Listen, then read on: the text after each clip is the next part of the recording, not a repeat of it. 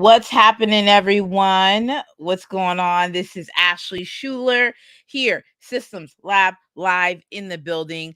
Very excited to be here with you all. I'm just typing this little thing for the Instagram fam. If they want to see the visuals, which they can go ahead and do that. Let me post this. Taylor has joined. It's always great to see Taylor in the building doing some amazing work for her clients. Very impressed.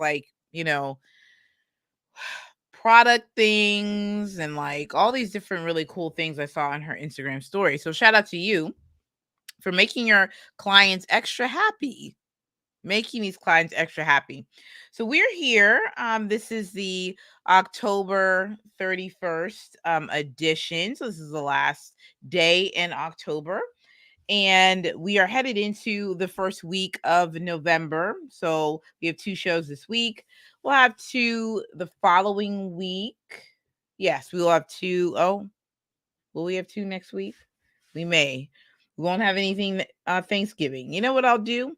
I will put out a little schedule and pin it so that you guys can see it instead of predicting all of the shows and whatnot as we make adjustments during this upcoming holiday season.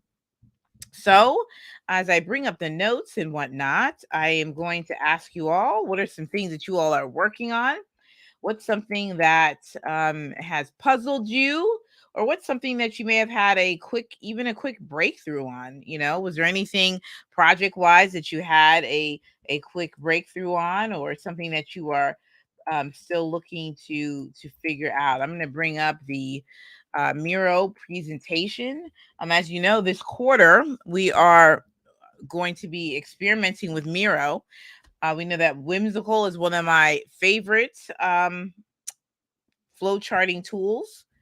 And so, but I like what Miro is doing. I like all what they're building. And so I am just going to continue to experiment with Miro all quarter long. So I got 2 more months with them. And so I'm very excited about that. Oh, am I a little frozen? I feel like I froze up a little bit. Okay, I think we're good. I'm gonna go to YouTube on the iPad, make sure everything's all right. Make sure it's all right. Yes, so that is what is happening. And so today, as I kind of want to pull up my agenda banner for you all so that you guys can see. Okay. Good. We're going to be talking a bit more about Loom's collaboration report. They came out with a report in September talking about teamwork as a superpower, right? And we're going to dive into more of those insights today. We're going to talk about client CRMs, not in the way that you are thinking about it, because I'm not going to get in depth about that because there's other folks that are super really good at that. But we're going to talk about client workflows inside work management. Taylor says, I'm currently working on creating SOPs for one of my clients. Fun stuff.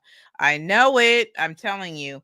The Digital Jane, whom I just really love and adore out in California, out in LA, they did an SOP workshop. I attended. I thought it was fantastic. And so I've actually set out some time for my own self this month to go through some of those particular SOPs. And and again, I think it's good to do it first time around. There's a lot of stuff that I've done that I've changed up, but there's a lot of tools out there that can make it really easy. So I am going to be using Scribe. I'm going to be using Scribe to go through and screenshot some stuff.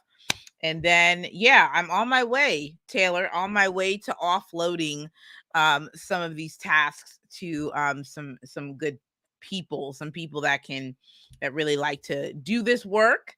I know that I'm more than capable, but I also can use my own superpower for other things as well. So I definitely am looking forward to that time. So I'm just preparing. Loom's collaboration report. So I want to get into that. I'm going to bring up my notes on that. Shout out to my own little system for this. which is Notion. So, what I've been really focused on, and I actually just recorded a podcast episode on knowledge management, something that's been preoccupying my mind for a very long time, which is how do I organize all of my thoughts?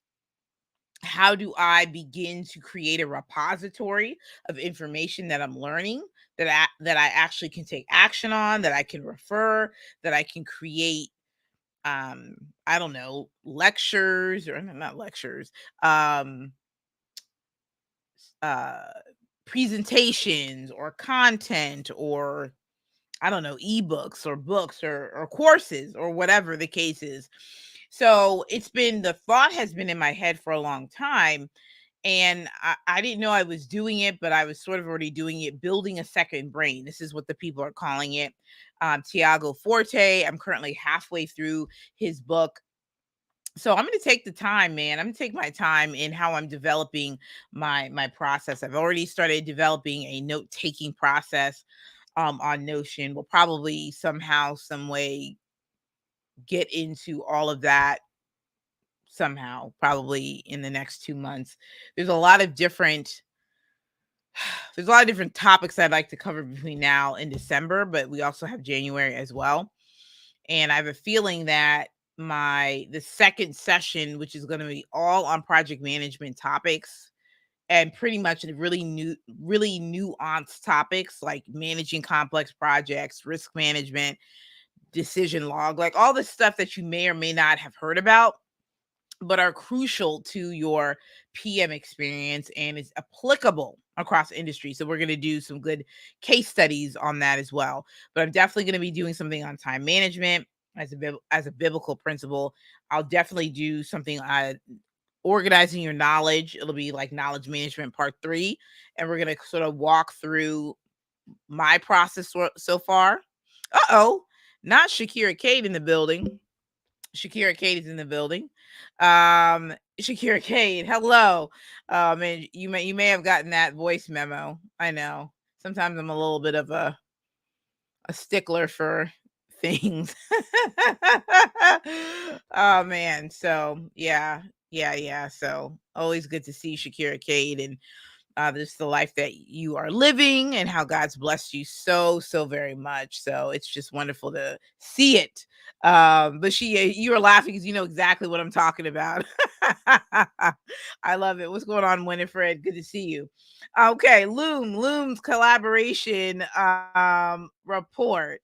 Loom's collaboration report. So collaboration is your superpower.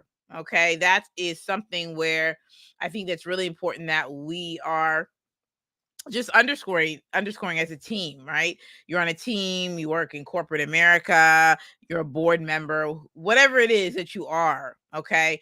It is super important that we are understanding that we're not necessarily working in silos. We don't work in silos anymore. Well, and let me back that up. What I really mean is that it's important to note that collaboration is what's going on, Coach Amazing?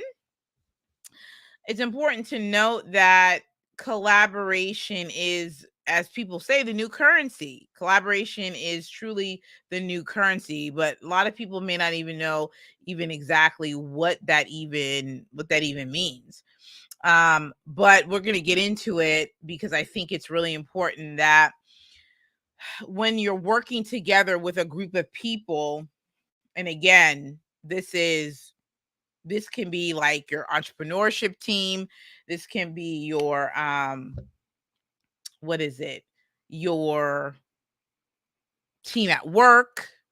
This can be a board member, a board, not a board member, but you are a board member and you're working on a team, a part of any organization, right? Collaboration is your team's superpower, which means that we're better together than we are apart. Should you though, should you though work apart? Yes and no.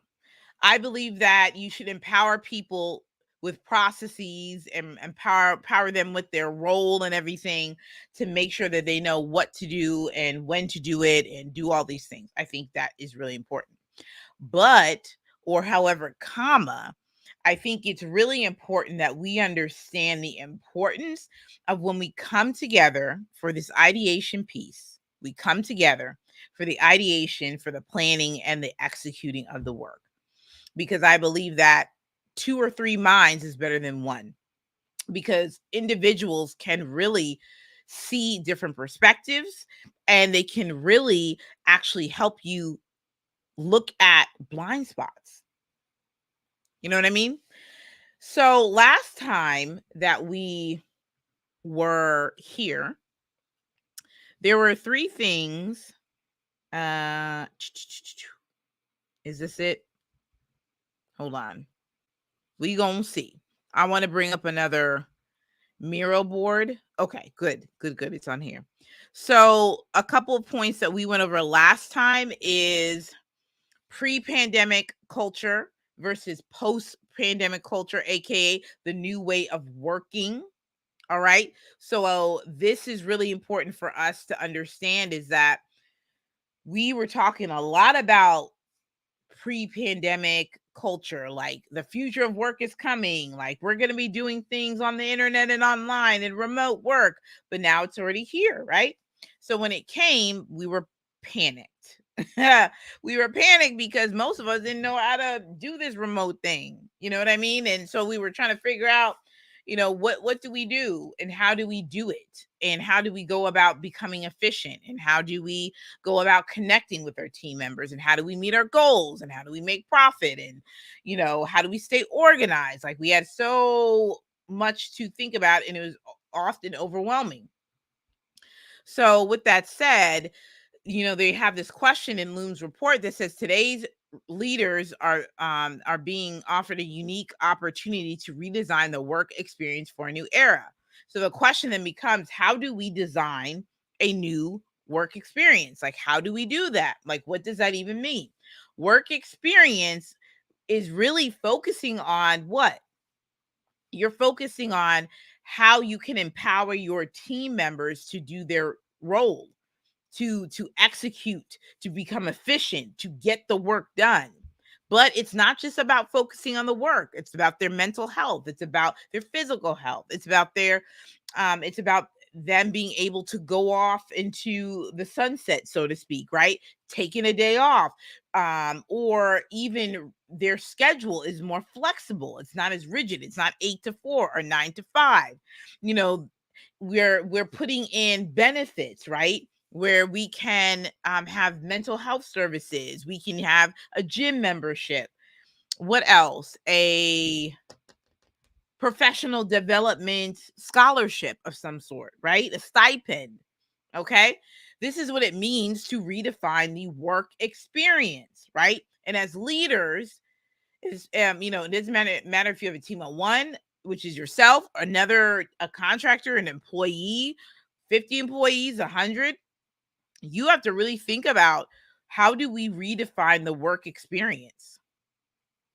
Like, what does that look like?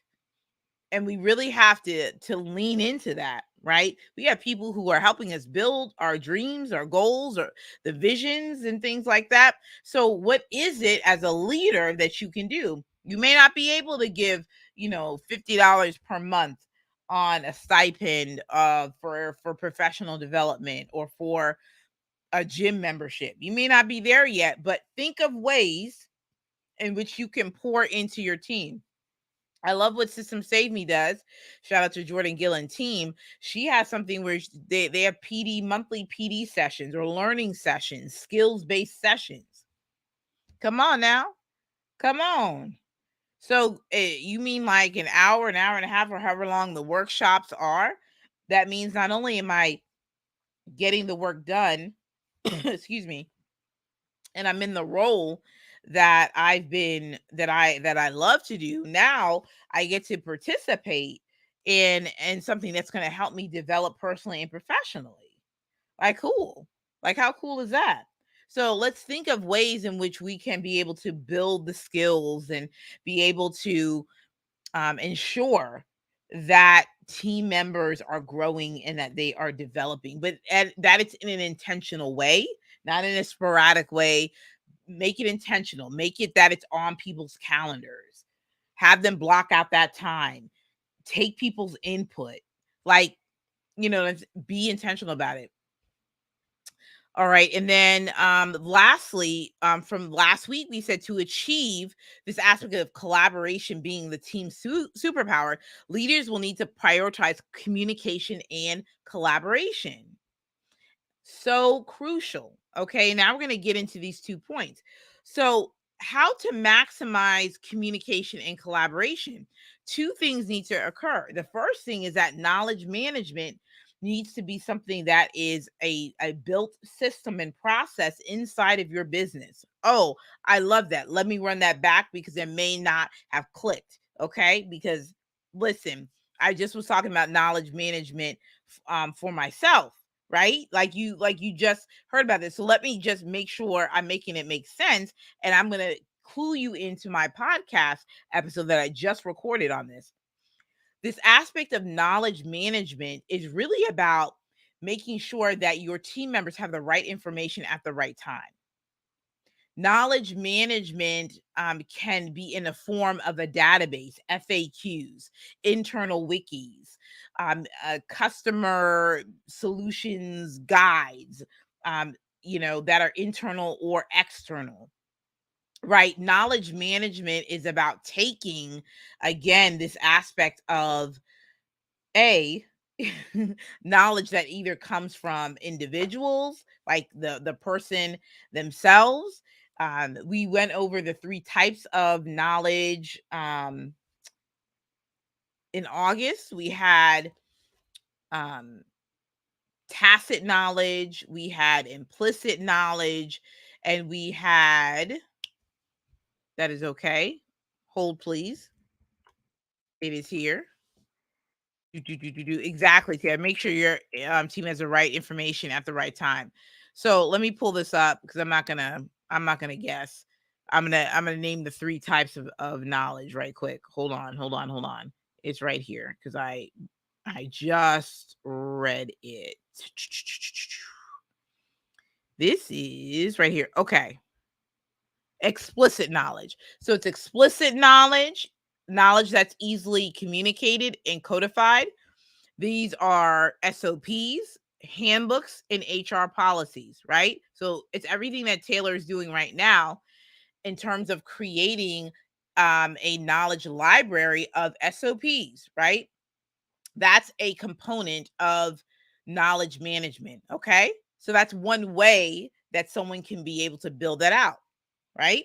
So what's great about that is that no matter if somebody is sick, no matter if someone has been released and they are looking for a new hire, you have information about that role, that position, that SOP, that someone can easily be able to be in that role and pick up where that person left off. Okay, so what's interesting also about knowledge management, and so why not? Let's just go over the next 2. Tacit knowledge. All right, so this is much harder than explicit knowledge because we're really relying on nuanced ways of how to explain information. So, for instance, I always say this: I cannot replicate somebody's swag or somebody's sauce, so to speak, on how they design a video or a picture, a logo. For instance, Nick Rich, shout out to Nick Rich, fantastic graphic designer and Party Deeper Than the Brand. And so he is great. I would not be able to steal that particular, that steal is such a wrong word, but basically take his particular swag and sauce and put it into some sort of manual. Like that ain't going to happen, right?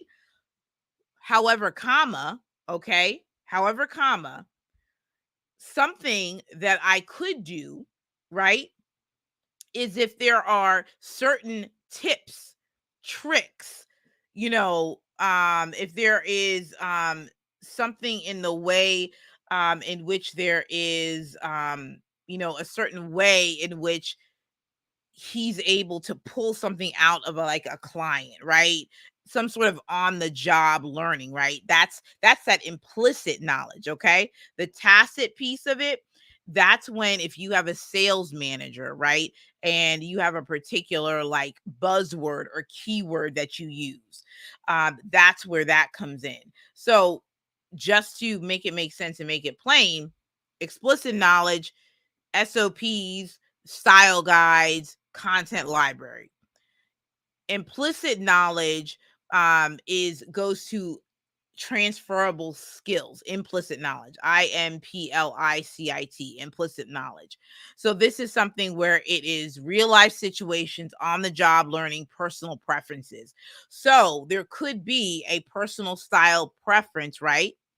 That a particular logo or graphic designer does that says, hey, this has worked in these situations. And so this is something that can be documented. Okay.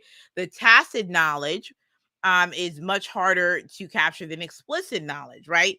Because it's really talking about the skills and the experiences of a particular person that might be a little harder to explain. So we're looking at tacit knowledge as knowing just the right words within a copy to attract or engage an audience member, right? So like that's super important to make sure to understand. Um, and so that's important to understand. Um, so with that said, right? Those are the three most important parts in that knowledge management piece. And so a key part of building out the knowledge management aspect of it is building out a knowledge database. And so that's where the SOPs come in. Um that is where all of um the FAQs and things like that is where that type of things come on. Oops. Okay, hold on. Just want to block this out. Okay, very, very good. Okay. So that is knowledge management. There will be a full podcast episode on that when the communication breakdown season is released. So we will have a full thing on that. Um, Creating a culture of collaboration, which I think this is just really, really important. This aspect of creating a culture of collaboration. What this really means is that you're not just adopting tools, um, and you're not just sort of taking things by storm, right? And just like going and just saying, hey, we're just gonna go do this, and that's how we're going to implement collaboration. So it's about the people. So that's number one. You want to make sure that you know your people, that you know their working styles. You also want to introduce for process how you are going to communicate and collaborate with one another, the when, the what, the how. You want to introduce incorporating async communication. That's really important. Technology, adopting tech. So you don't want to adopt technology in a vacuum. You want to understand current needs and ensure that you have a process in place. Ensure that you have a process in place. So that's going to be super super important when it comes to creating a culture of collaboration. Creating a culture of collaboration. All right. All right. Okay, so that's what we're looking at, how to make collaboration in your team superpower. We will finish up the last leg of the report next week, but I just want to take those 2 points, right? How you are going to empower your team members in terms of the collaboration aspect of it is a knowledge management, creating a place and space where you have a centralized location where people can retrieve information, they can be empowered to make decisions, to grow in their role, and they can function and they can execute. Flip side of that, creating a culture of collaboration you want to make sure that you're really being intentional about what does the culture of collaboration look like, taking into account people's working styles, including their time zones, their schedules, creating a flexible but supportive environment that processes support that as well, that you have a documented process in place, right, for said process. You're introducing async communication, and that technology is not selected in a vacuum. Okay, and don't, you don't have to adopt five at once. You can literally just have a few tools and literally just go about testing out the process and then evaluate as you go along. And also remember to make it fun. Don't make it too stressful, and just try things out. Make sure that you're open to feedback, and helping people to um, feel comfortable in all that they're doing. Okay, inside work management. So we're going to get into inside work management. We've been talking a lot about work management, and we've been talking specifically all the different types of processes that are a part of work management, and there are all different types of it, all different types. And so defining work management, it describes and manages workflows and the workload, both individuals and teams within the scope of work. So it streamlines and transforms crucial business processes, and can improve results and performance.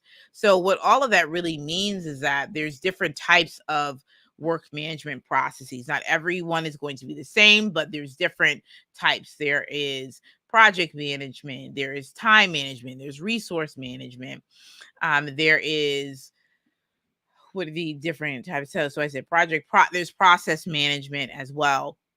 And so there's different types of these different types of work management, that we have. And so what's important to note about that is that there isn't always what is it the what's the right word for it, isn't always not always going to be a cookie cutter experience, right? It's not going to be, you know, this is a process and that's it. You'll probably, and most likely, because different businesses have different needs, there's going to be different work management processes. So if you have a podcast, if you are heavy into content creation, that's going to be a part of your work management process. We're really looking at this from that perspective of that definition. It's managing the workflows that are inside of your business and your brand, like all the aspects of what you're managing. So that is exactly what work management is. And so we've been going over different work management processes, and today we're going to be looking at customer relationship management system. I want to highlight a few pieces of that. CRMs are crucial for you as a business owner, that you should have a CRM,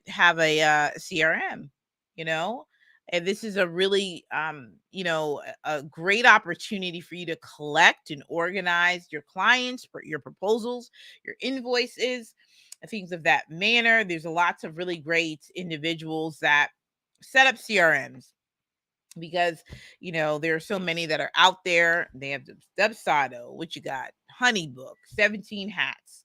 You want to have a way in which you are organizing your clients so that you can get paid, and that you're not patching together information. And I've been there early in my entrepreneurship journey, right, where we were just submitting things, emailing, PDFing, things were just everywhere. And so being introduced to some of these tools, being able to organize your CRM, is just takes the weight off. And there's different types and there's different ways. I know that CRMs that I know there's one with a no code software tool called Airtable.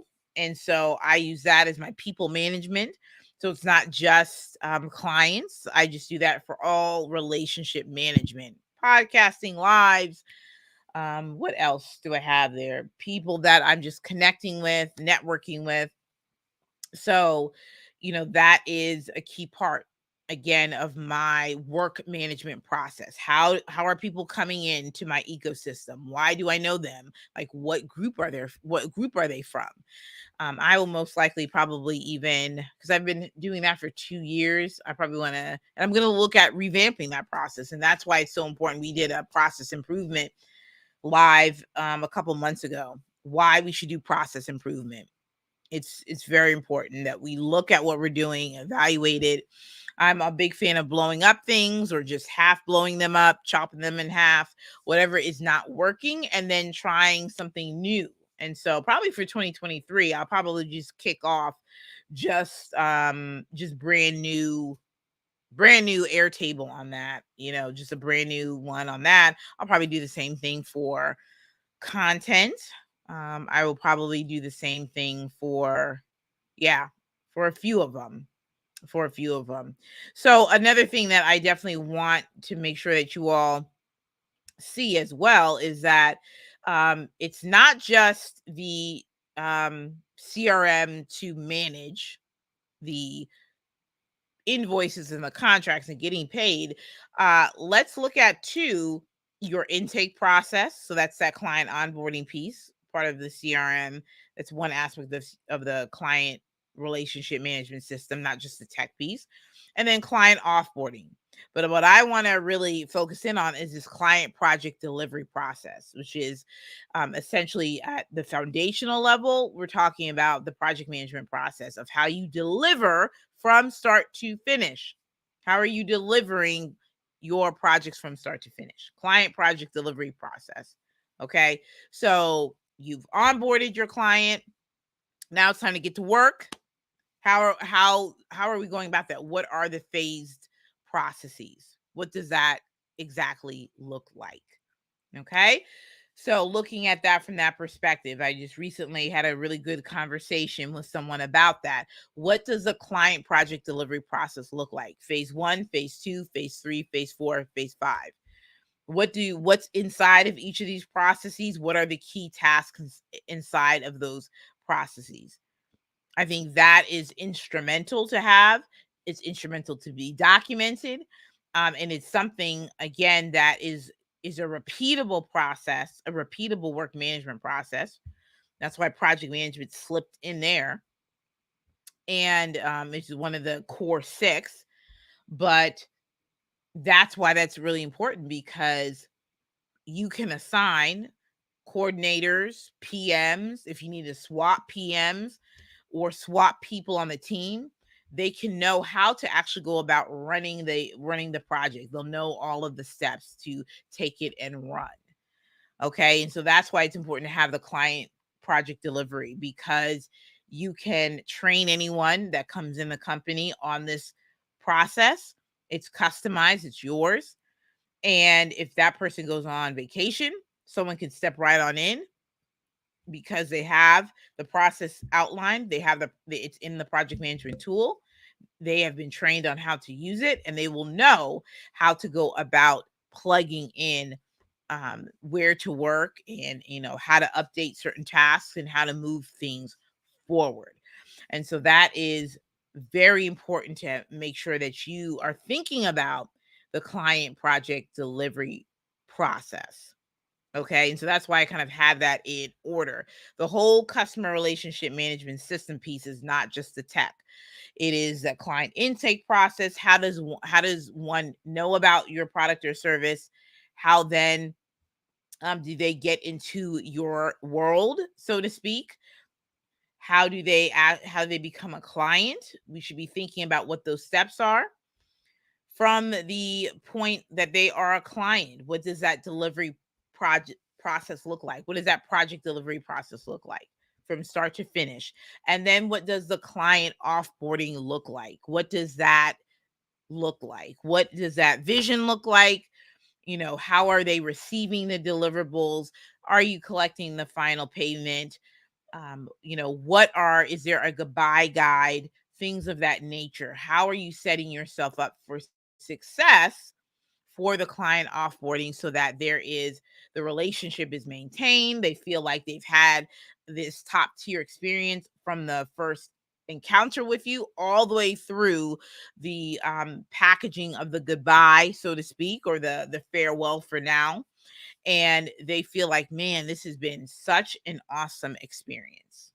Okay. Such the awesome experience. So that is something that you will really want to start to think about, right? And again, this is a process in itself. So, don't take this on all day and like, okay, this is it and I've got it. Unless you are ready, you could always do a VIP day for someone that knows how to set this up if you're really like, I gotta get it done. But other than that, you can very much take your time. You can outline the process. You can outsource someone to help outline what this process would look like from start to finish. But please note too that when you're looking at the client project delivery process, right, that's project management at its core. So we're looking at it from, again, what's the scope and requirements, what's the budget, what's the plan of action, what's the project management strategy, how are you going to get it done, what is that client communication piece going to look like, all the way through the approval and the handoff, which again, and that kind of dovetails into the client offboarding. So it's great that, again, wanting to break this out so that you kind of understand what comes first, second, third, and fourth. Any questions that people have? Any questions? Any questions? My. All right. Any questions that you do have, let me make sure I put this on the screen. Be sure to text live to 626-722-5444. And that's on the screen. And for the Instagram peeps, you guys know you can go to the link in the bio, and there's a little icon that I have that says, I think this is like text me or build with me offline, something like that. Um, so connect with me offline. That's what the link in bio says. So it says connect with me offline. It is the second heading. And you can text me. Text me with any questions. And that just goes for any type of live stream that I do. Okay. Very good. John Houston says he's just listening. Appreciate you, John Houston. Appreciate you a lot. Okay. So I put this last segment in because I just thought this was important. Okay. Challenges with work management. Oh, perfect. We have one more thing to go. So challenges with work management, I thought this was worth discussing because we've had 4 weeks or 4 sessions on this. And you may be wondering, all right, where would I even start, number one? Or you're probably even saying to yourself, this is probably going to be super challenging for me to even attempt to implement. So some of the challenges that you may be experiencing or will experience is that getting people on the same page, like getting people to understand what is work management and why it's important. Secondly, is how information flows within an organization and a team. So that's going to be really crucial to understand, how does information flow from the top, from the top, meaning you or your CEO or whomever, and how does it flow without the organization and with different teams? That's what's going to be challenging. And then streamlining technology and the work, right? So this is really at its core, number one, getting buy-in from your team members and those around you. Okay, that can be challenging, not impossible. How information flows within an organization and a team. Okay, so getting that understanding. How does it work in finance? How does it work in marketing? And again, marketing could be one person, creative, finance, HR could be one person, streamlining technology in the work. So how do we use technology to leverage the process? So some things that we need to be thinking about, number one, is can I get the powers that be on board with streamlining our work management processes? Can we? Yes or no? Maybe. Number two, identifying key processes. You're not going to be able to do it all at once, and it may take you over a year to get things streamlined. It may. So you may want to start off with simplifying a process that cross cuts across teams. So, for instance, like the client management process, I would say is cross cutting between project management and that client customer relationship management client system. So that's a perfect opportunity where you can literally map out the process from start to finish. I'm going to tell you, like I've always been telling you and advocating for, is that you should be using Whimsical, and you should be or you can use Miro to actually map out your processes, right? Y'all know I'm on my Miro kick right now. I'm watching their webinars and just getting really immersed in their world. So yeah, I'm super excited about Miro World. All right.